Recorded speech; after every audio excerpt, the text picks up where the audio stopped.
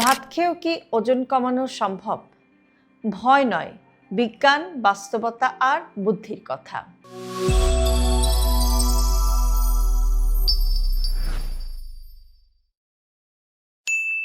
একটু ভেবে দেখুন, আপনি সারাদিন চেষ্টা করছেন, কম খাচ্ছেন, মিষ্টি ছুঁয়ে দেখছেন না, তবুও আপনার ওজন কমছে না। আর চারপাশ থেকে একটাই কথা, ভাত ছেড়ে দাও, ভাত খেলে কখনো ওজন কমবে না। কিন্তু প্রশ্নটা হলো, ভাত কি সত্যি এত খারাপ? যে দেশে মানুষ দিনে 2 থেকে 3 বার ভাত খায়, সেই দেশে কি সবাই মোটা? আজকে আমি আপনাকে ভাত ছাড়তে বলবো না, আজকে আমি আপনাকে বলবো ভাত বুঝে খেতে। আগে ওজন কমাবার সত্যটা আমরা একটু বুঝে দেখি। ওজন বাড়ে বা কমে কোনো একটি খাবারের কারণে না, পুরো দিনে আপনি কি খাচ্ছেন সেই হিসাবের কারণে। একটু সহজ করে বললে, শরীর যতটা শক্তি ব্যবহার করে তার চেয়ে বেশি শক্তি শরীরে ঢুকলে ওজন বাড়ে। এটা ভাত দিয়েও হতে পারে, রুটি দিয়েও হতে পারে, ফল দিয়েও হতে পারে।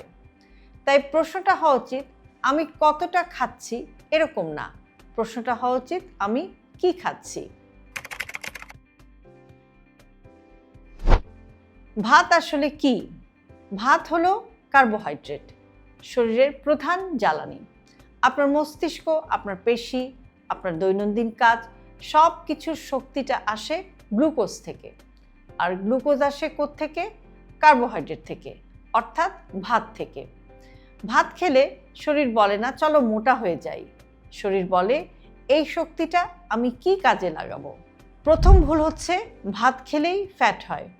এই ধারণাটা খুব গভীর, কিন্তু বিজ্ঞান বলে ভাত ফ্যাট না, ভাত গ্লুকোজ। গ্লুকোজ তখনই ফ্যাট হয় যখন শরীর সেটা ব্যবহার করতে পারে না, মানে সারাদিন বসে থাকা, হাঁটাহাঁটি না করা, বেশি খাওয়া।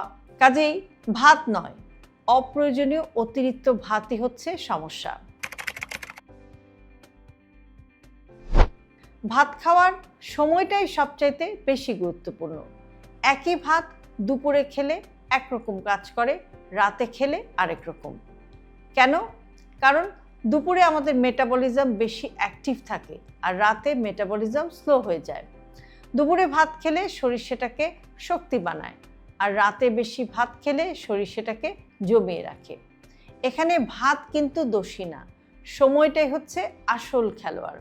দ্বিতীয় ভুল হচ্ছে রাতে ভাত একেবারে নিষিদ্ধ। অনেকে ভয় পান যে রাতে ভাত খেলেই মোটা হয়ে যাব, কিন্তু সত্যটা হলো রাতে পরিমাণটা কম হওয়া দরকার। এক মুঠো ভাত, তার সাথে একটু সবজি আর একটু প্রোটিন। সবজি একটু বেশি খাওয়া ভালো, এতে কোনো ক্ষতি নেই। কিন্তু 2 থেকে 3 প্লেট ভাত, তার সাথে ভাজা পোড়া, তার সাথে মিষ্টি, এই সব কিছু একসাথে হলে সেটাই সমস্যা। গরম ভাত বনাম ঠান্ডা ভাত, এখানে খুব সুন্দর একটা বিজ্ঞান আছে। গরম ভাত যখন ঠান্ডা হয়, ভাতের স্টার্চের গঠন বদলায়, তৈরি হয় রেজিস্ট্যান্ট স্টার্চ। এর মানে ভাত পুরোটা হজম হয় না, সুগার ধীরে বাড়ে এবং পেট ভরা থাকে। তাই অনেক গবেষণা দেখা গেছে ঠান্ডা করা ভাত ওজন এবং সুগার নিয়ন্ত্রণে সাহায্য করতে পারে। এটা ম্যাজিক না, এটা কেমিস্ট্রি। ভাতের সাথে আপনি কি খান এটাই হচ্ছে গেম চেঞ্জার। শুধু 1 প্লেট ভাত সুগার দ্রুত বাড়াবে, কিন্তু একই ভাত যদি আপনি খান অনেক বেশি শাকসবজি দিয়ে, ডাল, মাছ, ডিম এসব দিয়ে, তাহলে ডাইজেশন স্লো হবে, হঠাৎ ক্ষুধা লাগবে না, ফ্যাট জমার সুযোগটাও কমে যাবে। আর সে কারণে বলি ভাত কমানো না, ভাতকে একা রাখা বন্ধ করুন। ভাত খাওয়ার পর আপনি কি করেন এটাও কিন্তু খুবই গুরুত্বপূর্ণ। খাওয়ার পর সাথে সাথে শুয়ে পড়া এটা খুবই খারাপ অভ্যাস, কিন্তু খাওয়ার পর 10 থেকে 15 মিনিট হালকা যদি আপনি হাঁটতে পারেন, তাহলে রক্তের সুগারটা কম বাড়ে, ইনসুলিন ভালো কাজ করে, ওজন কমানো সহজ হয়। ডায়াবেটিস থাকলে কি হবে? ডায়াবেটিস থাকলেও ভাত পুরো বাদ দেওয়ার দরকার নেই। যেটা দরকার সেটা হচ্ছে সময় মেনে খাওয়া, পরিমাণটা জানা, এবং বেশি সবজি খাওয়া। অনেক মানুষ ভাত খেয়েই ডায়াবেটিসকে ভালোভাবে নিয়ন্ত্রণে রাখতে পারেন। ভাত মোটা করে না, ডায়েটকে নষ্ট করে না। ভাতকে যেভাবে খাওয়া হয় সেটাই ওজন বাড়ায় বা কমায়। ভাত আমাদের সংস্কৃতি, ভাত আমাদের আবেগ। ভাত ছেড়ে দিয়ে ডায়েট করলে হয়তো 2 মাস ওজন কমবে, কিন্তু সেটা সাস্টেনেবল হবে না বা টিকে থাকবে না। কিন্তু ভাত বুঝে খেলে আপনার শরীর ভালো থাকবে, মনও ভালো থাকবে, এমনকি আপনার ওজনও নিয়ন্ত্রণে থাকবে। ভাতকে শত্রু বানাবেন না, ভাতকে বুদ্ধির সাথে আপনার বন্ধু বানান।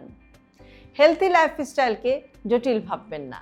আপনার দৈনন্দিন জীবনের ছোট ছোট অভ্যাসের পরিবর্তনই আপনাকে নিয়ে যেতে পারে একটি সুস্থ জীবনধারার দিকে। আর সে কারণে আমরা সবসময় বলে থাকি হেলথি লাইফস্টাইল সিম্পলিফাইড।